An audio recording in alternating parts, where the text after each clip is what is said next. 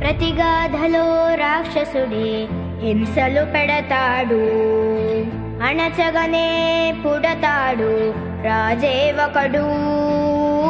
శత్రువునే కడదేర్చే పనిలో మన రాజు, హింసలనే మరిగాడు మంచిని మరిచే.